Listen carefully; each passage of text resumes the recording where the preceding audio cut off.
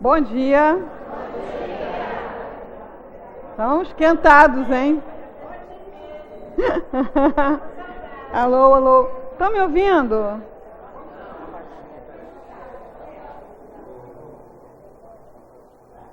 Ok.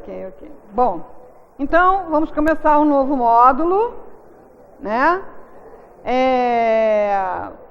Para quem está recomeçando, é a hora de rever o que é que foi difícil, o que é que está tendo mais dificuldade para implementar, para poder compartilhar essa dificuldade, né? As nossas dificuldades não é só a gente que tem, não, todo mundo tem, né? Então, quando a gente, no grupo, expressa essa nossa dificuldade, fala por que é que não está conseguindo isso ou aquilo, a gente poderá ouvir de alguém que já passou, que já superou, que já venceu aquela dificuldade. Assim como também as nossas conquistas, os nossos sucessos. Também é legal a gente compartilhar para animar aquele pessoal que está mais, né, no momento mais complicado.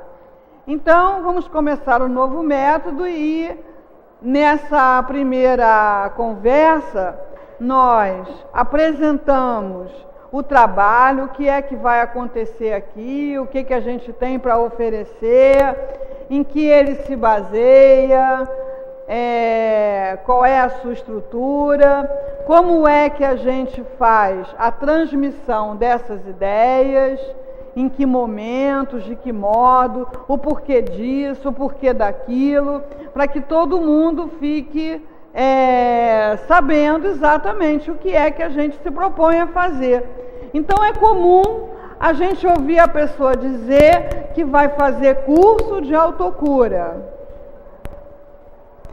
Isso aqui é um curso? Não, né? Então, assim, um curso é uma coisa, em geral, mais demorada, é uma coisa mais ligada ao estudo, né? Isso aqui não é um curso, isso aqui é apenas um trabalho terapêutico em que a gente transmite um conteúdo. Que conteúdo é esse? O conteúdo é do livro Plenitude, da Joana de Ângeles. Então, se você for lá no livro Plenitude, da Joana de Ângeles, no capítulo 9, que se chama Autocura, você vai ver da onde a gente tirou essas coisas que a gente está compartilhando aqui, que não são da nossa cabeça. O que é da nossa cabeça? Da nossa cabeça são as experiências, porque a gente pegou esse conteúdo teórico que tem no livro Plenitude e está pondo para funcionar nas nossas vidas. Então a gente também enfrenta dificuldades, a gente também experimenta conquistas. Então o que a gente tem de nosso aqui são as nossas próprias vidas, né? Mas o conteúdo é lá de Joana de Ângeles. Além desse conteúdo de Joana de Ângeles, ao longo dos anos, a gente foi agregando outros conteúdos que também são facilmente acessados, porque hoje todo mundo sabe que a literatura chamada de autoajuda se expande constantemente. Tem coisas muito boas, tem coisas não tão boas, mas várias coisas estão sendo trazidas que a gente vai agregando aqui ao trabalho, tá? Então, o conteúdo, o formato é sempre assim. Vocês têm, quando chegam, uma acolhida criativa. Então, como é que é essa acolhida criativa? Vocês são recebidos, cada um é incentivado a receber, a acolher com toda atenção, com todo carinho, passando confiança, passando bom ânimo. Tem lá os cartazes, tem os brindes, tem o cafezinho. Essa é a acolhida criativa. aqui no salão acontecem algumas coisas para ir preparando o nosso coração. Tem o material audiovisual e os textos que o Kim traz, tem a vivência que a Sônia aqui propõe. Para quê? Para que a gente saia um pouco daquele ambiente mental em que a gente está na nossa situação de sofrimento. Então, quando a gente está numa situação de sofrimento, de tanto pensar naquilo, de tanto vivenciar aquilo, a gente cria meio que um cenário. É como se fosse uma peça de teatro, né? A gente cria um envoltório. A gente cria uma casa, assim, temática, né? Aonde esses pensamentos, essas ideias, esses sentimentos ligados ao nosso problema ficam muito carregados de energia, porque a gente pensa sempre, porque a gente sente sempre. Então, aquilo fica muito forte à nossa volta. Vocês já viram o desenho da família Addams? Então é assim, a família Addams tem um carrinho, né, que eles viajam, só que tem uma nuvem preta soltando raio que acompanha aquele carrinho, não importa onde ele está, né? Está viajando pela praia, está lá a nuvem preta soltando os raios, os morcegos voando em volta, né, urubu. Então, assim, quando a gente está num momento muito difícil de doença, de perda, de depressão, de angústia, a gente pode estar lá na melhor praia do mundo, que a gente está naquela casinha da família Addams. Então, todo esse trabalho inicial aqui é para enfraquecer um pouco, né, essa construção mental. Isso nos torna, além de nos dar um descanso, porque viver constantemente pensando, vendo a vida dessa forma, em torno dessas questões, desses problemas, dessas angústias, isso cansa. Então, esses momentos de ver uma bela imagem, de ouvir uma linda música, de cantar, de confraternizar com o companheiro, isso dá uma atenuada nessa construção e nos prepara, nos abre uma janelinha na mente para o conteúdo. Então, a gente sabe que a gente vem aqui, faz a palestra, passa um conteúdo, mas todos nós temos janelas na nossa mente. E é por essas janelas que o conteúdo entra. Então, tem gente que tem um janelão, aí entra bastante coisa. E tem gente que é uma janelinha, assim, um basculante, né, bem pequenininho. Não é porque é burro, não. É porque está com a mente muito fechada em torno do sofrimento, em torno do medo, da ansiedade, da angústia, da dor, da tristeza. Então é uma janelinha muito pequena. Se você pegássemos todas as pessoas ali na saída do salão e perguntasse para elas, você ouviu isso? Muitas não teriam ouvido. Por quê? Não tinha janelinha, ou a janelinha era muito pequena. Então, todo esse trabalho prévio é para abrir essas janelas, para que possa entrar mais do conteúdo. E o conteúdo são os 4 passos que a Joana de Ângeles oferece lá no livro Plenitude, e mais alguns que a gente foi entendendo que eram muito importantes. Então, quais são os conteúdos básicos? Pensamento. Então a gente vai ter um dia aqui que é só para a gente conversar sobre o poder do nosso pensamento, de se comunicar com o nosso corpo, de se comunicar com o mundo, e isso determina boa parte das situações que nós vivemos. Então, só para ilustrar, alguém tem um limão na bolsa? Não.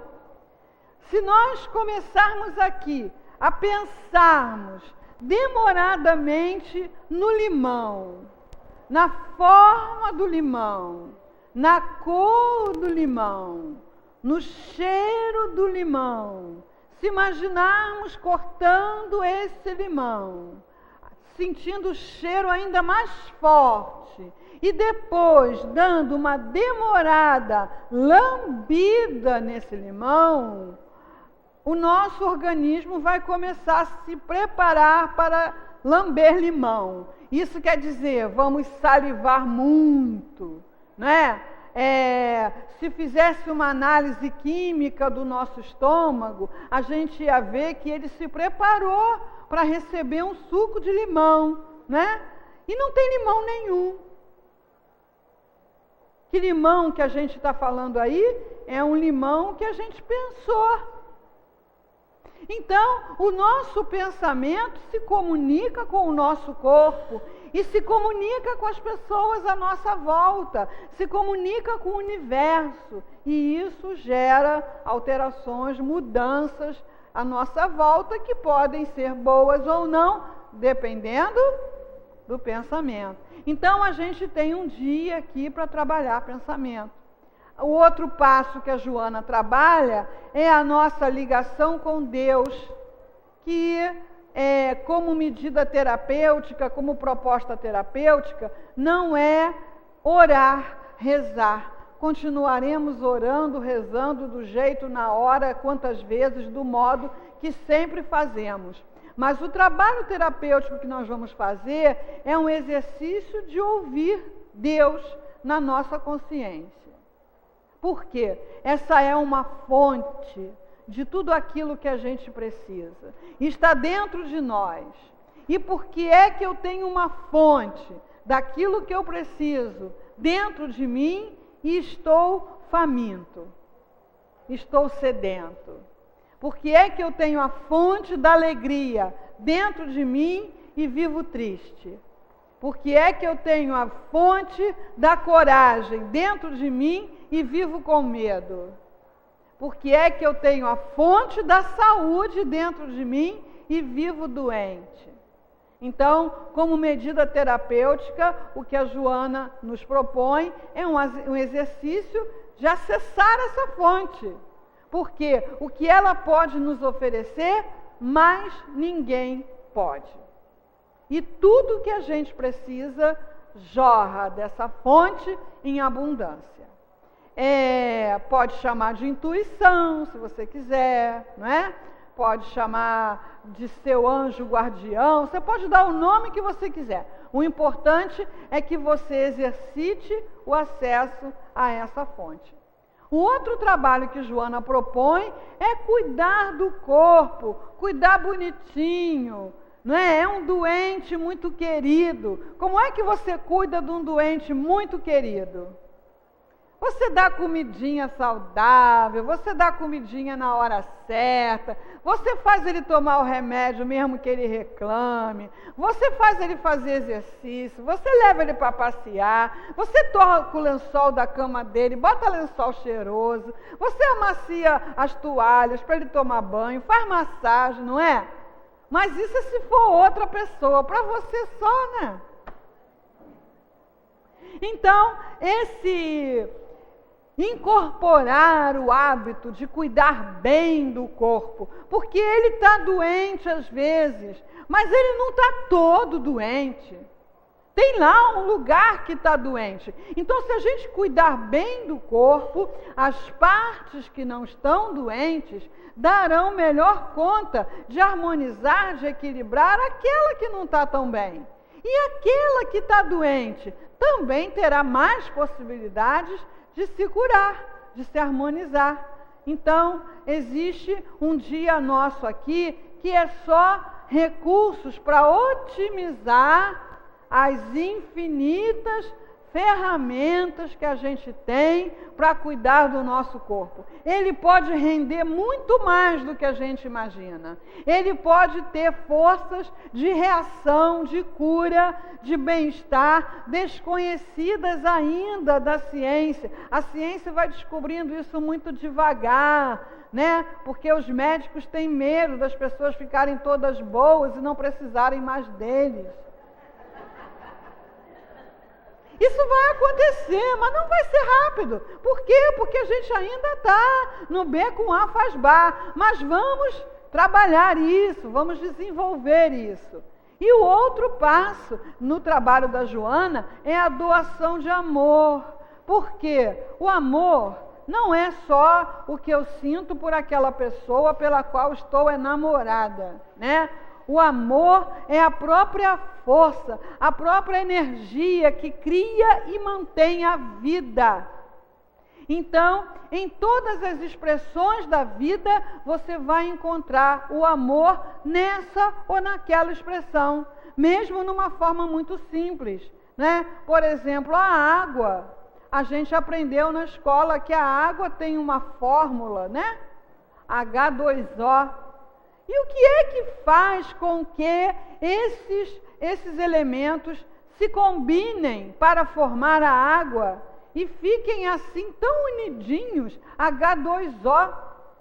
E é complicado, porque é um triângulo amoroso, né? São 2 hidrogênios para cada oxigênio. Eles não podiam brigar, os hidrogênios? Esse oxigênio é meu, não é seu, sei lá. Ah, é? Então vou arrumar um outro oxigênio. Se virar H2O2, vira água oxigenada.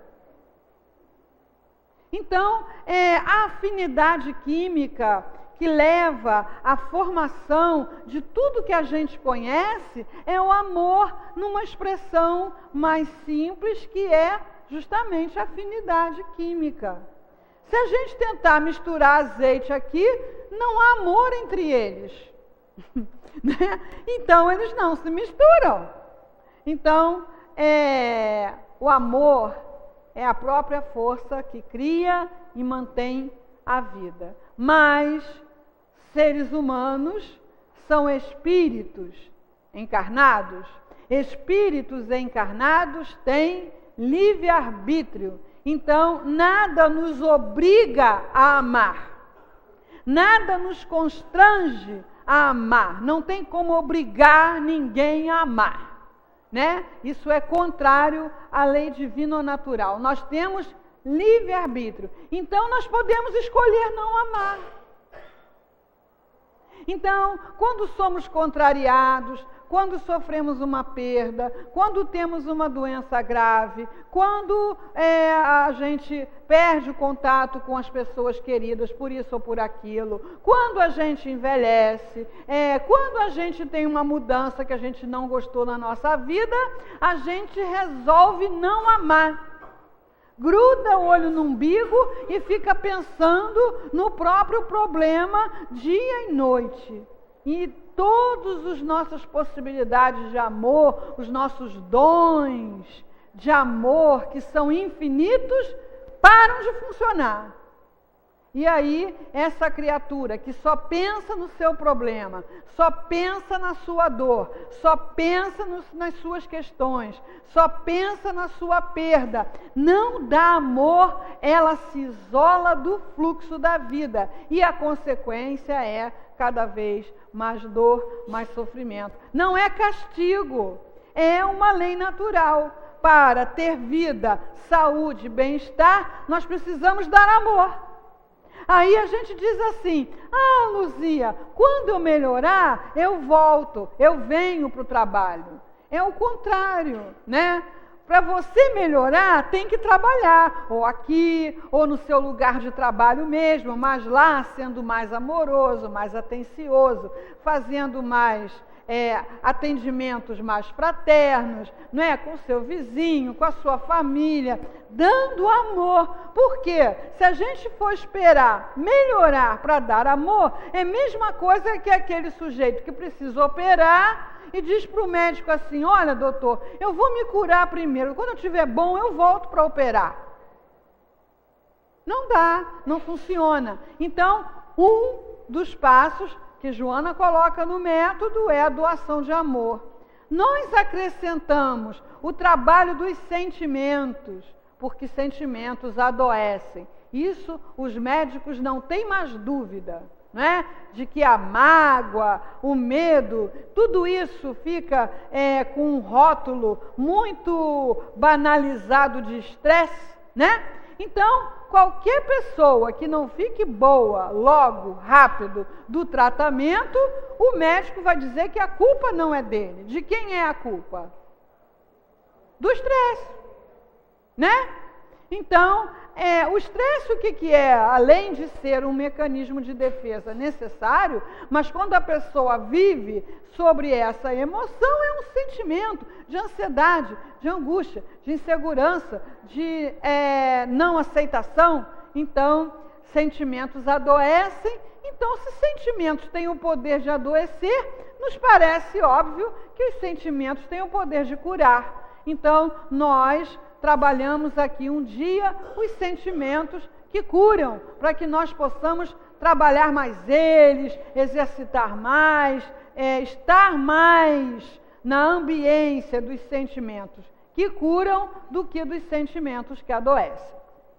Então, um belo dia, nós percebemos que uma grande dificuldade das pessoas de movimentar tudo isso a seu favor é que elas não tinham um para quê, um porquê. Faltava uma coisa que é essencial à saúde psíquica, que é sentido. Sentido existencial. O Viktor Frankl, que é um psicólogo que a Joana cita no seu livro, ele esteve num campo de concentração, como prisioneiro. E durante o seu período de prisioneiro, ele ficou passando por tudo aquilo que todos os prisioneiros passaram, mas também trabalhando a sua teoria e pegando elementos de comprovação da sua teoria. E que teoria era essa? Que aqueles prisioneiros que tinham um porquê sobreviver a tudo aquilo, a vontade de encontrar alguém, a vontade de realizar um projeto, todos os que tinham um sentido tinham mais resistência, sobreviviam mais, inclusive ele próprio. Então, ele criou uma psicologia do sentido. Então, como é que isso aparece na nossa vida? A gente pergunta para as pessoas, qual é seu sonho? Ah, meu sonho é que meu marido pare de beber. Olha só, seu marido vai parar de beber se ele quiser. Então esse não pode ser seu sonho. Ah, então tá bom. O meu sonho é que meu filho se forme em direito. Olha só, seu filho vai se formar se ele quiser. Esse não pode ser seu sonho. A minha colega lá no trabalho, o sonho dela era quando o marido se aposentasse, eles iam viajar muito. Esqueceu de perguntar para ele qual era o sonho dele quando ele se aposentasse. O sonho dele, quando ele se aposentasse, era ficar o dia inteiro no sofá vendo televisão. Era o sonho. O homem acordava 5 horas da manhã todo dia. O homem ficava andando, trabalhando o dia inteiro. O homem 5 horas da tarde chacoalhava na condução até chegar em casa. Quando chegava em casa já estava morto. No domingo tinha que consertar chuveiro, tampar buraco da parede, mas não sei o quê, mas não sei o quê, mas não sei o quê. O sonho dele era, não, agora eu não preciso fazer mais nada. Então, o nosso sonho precisa ser algo que a gente queira fazer para nós mesmos, por nós mesmos. Isso é egoísmo? Não! Deus não nos criou para ficar esperando nada de ninguém. Deus nos criou também para que nós desfrutássemos da vida, para que nós realizássemos coisas que fossem boas para nós. É egoísmo quando aquilo que eu quero prejudica alguém. Mas prejudicar não é desagradar. Vocês vão pensando nessa diferença aí. O que é prejudicar, o que é desagradar? Prejudicar é a mesma coisa que desagradar? Vocês vão pensando que no dia que a gente falar de projeto pessoal, que vai ser semana que vem, o que é projeto pessoal? É estimular, é provocar um sonho pessoal, um sentido existencial, porque sem isso não tem como ter saúde, nem física, nem psíquica. Mas isso é só para quem tem menos de 60, né? Se for, eu vou para casa agora, porque esse ano eu fiz 60. Tchau, pessoal, vou sentar lá no sofá e esperar a morte. Né? Então, sentido existencial é fundamental para todos. Quem está com câncer, quem está com isso, quem está com aquilo, quem está com depressão, quem está com 20, quem está com 70. Está vivo? Sentido existencial é fundamental para a saúde psíquica e física. Hoje nós vamos falar de uma coisa que a gente também viu que era fundamental. Porque todo esse trabalho de autocura é um trabalho de autoamor. Mas é comum as pessoas, pela velhice, pelas mudanças da vida, pela doença, pelas imagens forjadas pela mídia, as pessoas vão se desamando. Eu não sou bonito o suficiente, eu não sou magro o suficiente, eu não tenho dinheiro o suficiente, eu não tenho um carro novo o suficiente, eu não tenho isso, eu não sou aquilo. E aí a pessoa vai se desamando. E quando vem a doença, a perda, então é que vai lá para a camada do pré-sal, né? Sem isso, sem autoamor, como é que nós vamos dedicar tantos cuidados a nós mesmos? Então, a nossa primeira conversa é sobre autoamor. Autoamor é a mesma coisa que vaidade? Não. Então, quando eu me amo, eu olho no espelho e nós vamos aqui passar o exercício do espelho, tá? Mais uma vez, para quem já viu, tenha paciência. Mas às vezes já viu, mas não está fazendo, né? Então é bom. Quando eu olho no espelho, eu penso assim: eu sou bonito. Todos nós somos bonitos, porque somos manifestações divinas. Não tem como ser feio. Eu posso não estar no padrão estético que está na capa das revistas, mas eu sou uma manifestação divina, então eu sou bonito. Isso não é vaidade. Vaidade é quando eu olho no espelho e penso: não há ninguém mais belo do que eu. Então, Jesus deu uma receita que é perfeita. Amar a Deus sobre todas as coisas. Isso é para o pessoal que pensa que é o mais bonito, o cara, né? Amar a Deus sobre todas as coisas. Ele quer dizer menos. E ao próximo como a si mesmo. Então, o que é que eu acho que o próximo merece? O que é que eu dou ao próximo? O que é que eu pago ao próximo? O que é que eu sacrifico ao próximo? O próximo merece, eu não. Então, para esses, Jesus está dizendo mais. Porque quando eu não me amo, eu posso fazer tudo pelo próximo, mas será para que ele me dê de volta esse amor, esse reconhecimento, essa apreciação que eu mesmo não tenho por mim. Então, a pessoa que tem amor a si mesmo, ela reconhece que ela é capaz de fazer uma coisa bem feita, qualquer coisa. Ela é capaz de fazer um doce, uma lasanha, uma limpeza, uma arrumação, uma roupa, uma música, um canto, seja lá o que for. Ela é capaz de fazer uma coisa bem feita, então ela oferece aquilo. Ô vizinha, eu trouxe aqui a lasanha que eu fiz. Aí depois a vizinha vai e te devolve a vasilha vazia. Nossa, que mulher mal educada. Nem disse se estava boa. Estava boa a lasanha? Estava. E se você vê a lasanha no lixo então, hein? É a morte. Por quê? Você não fez a sua lasanha e ofereceu.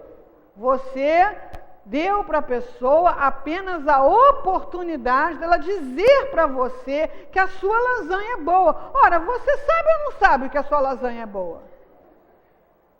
Então, essa necessidade de nós nos amarmos não tem nada a ver com vaidade. Absolutamente nada. É uma necessidade para a saúde psíquica. Então, algumas coisas nós vamos precisar fazer para que o nosso cérebro aprenda a pensar diferente. Então, de tanto a gente repetir os mesmos atos, os mesmos gestos, as mesmas palavras, o nosso cérebro, às vezes, só consegue pensar de um jeito. Então, a gente vai ter que começar a fazer coisas diferentes para que ele aprenda a fazer as coisas de outro jeito. Então, a primeira coisa que nós vamos fazer é o nosso caderno de pronto-socorro. O que é esse caderno de pronto-socorro? É um sinal para o seu cérebro de que você está aqui fazendo uma coisa séria, que você está aqui comprometido com o que está acontecendo aqui.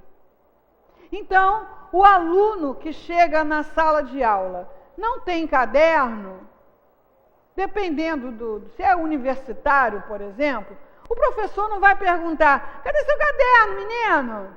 Não trouxe material? Não sei o que lá. Mas fica claro que aquela pessoa não está comprometida com o que está acontecendo ali. Então, quando você traz um caderno, você toma nota, ou de uma frase que você leu no cartaz, ou de alguma coisa que você ouviu na palestra, quando lá no seu dia a dia você acha uma coisa num livro que te fez bem, você ouve uma música que te faz bem, você vê uma imagem que te faz bem, você vai colecionando nesse caderno. Na hora que você estiver nos momentos mais difíceis, você tem uma caixa de pronto-socorro. E não dá para ninguém fazer isso para você. Por quê? Porque o que toca um, para o outro é legal. O que é fantástico para você, o outro pode achar bonitinho. Então, não dá para a gente fazer um caderno e dar para vocês. Não vai funcionar. Para funcionar, vocês têm que trazer esse caderno, toma notas. Em casa, usa o caderno, cola, copia, porque é uma maneira de você avisar seu cérebro de que você está levando a sério o que você está fazendo aqui. E aí você vai estar aqui mais atento, mais presente, mais participativo. A outra coisa é o exercício do espelho. Então, todos temos espelho no banheiro. Quem não tem, vai comprar hoje no camelô. Custa baratinho, né? Um espelho, pequenininho também, que não dá para ver direito, né? Um espelho no banheiro, você precisa ter esse espelho. Por quê? Porque geralmente quando a gente acorda, o primeiro lugar que a gente vai é no banheiro, né? Então, esse exercício é para ser feito nesse espelho. E aí, você vai focar o seu olhar nos seus olhos. Olhe nos seus olhos. É através dos seus olhos que Deus se expressa. Deus em você se expressa através dos seus olhos. Quando nós olhamos no espelho há muito tempo, durante toda a nossa vida, o que a gente vê? O cabelo não está direito. A papada está crescendo, o olho está torto, a pele está seca, a espinha, o dente está amarelo, ou não sei o que lá. Então, logo de manhã, a criatura já recebe aquele bombardeio de críticas, as piores possíveis, críticas que a gente não toleraria ouvir de ninguém. Quando a crítica vem de outra pessoa, a gente já fica tão mobilizado e não precisava, é o que ela acha. Mas todos os dias de manhã a gente já começa pensando que está velho, que está acabado, que está amarelo, que está gordo, que está magro, que está feio, que o cabelo, que a ruga, que isso, que aquilo. Então, nós precisamos mudar esse hábito, porque nós não somos o nosso corpo. Vamos olhar nos nossos olhos para nos encontrarmos com nós mesmos. É no olhar, olho no olho. Existem algumas coisas que a gente gosta muito de receber dos outros. Aceitação. Eu te aceito. Eu te aprovo. Eu te aprecio. Eu te amo. Então, olhos nos olhos, vamos dizer isso para nós, para a nossa essência, para o nosso ser, não é? Eu te aprovo, eu te aceito, eu te aprecio, eu te amo. Olhos nos olhos. Mas o meu nariz começa de novo. Olhos nos olhos. O corpo, nós precisamos cuidar dele. Lava o rosto, toma banho, escova o dente, penteia o cabelo, faz a barba, né? Mulheres depois dos 50 também faz a barba. Eu sei porque eu faço, né? Passa a maquiagenzinha, tal, não sei o que lá, né? Tá pronto! Sorria para a sua imagem, porque o sorriso é uma manifestação de amor, de aceitação, que a gente aprende a reconhecer desde quando era bebê.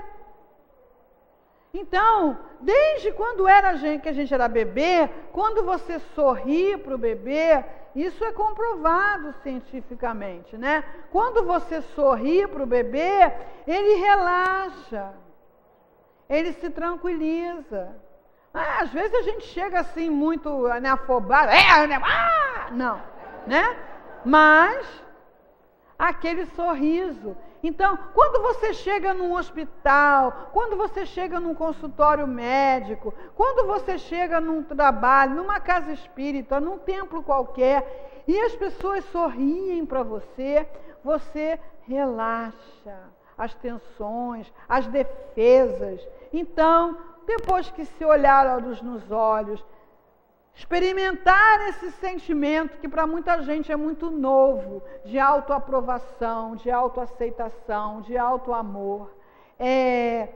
Se dá um jeitinho lá e sorria para você mesmo. Assim, a assinatura de tudo aquilo que você fez. Depois do sorriso, antes de sair,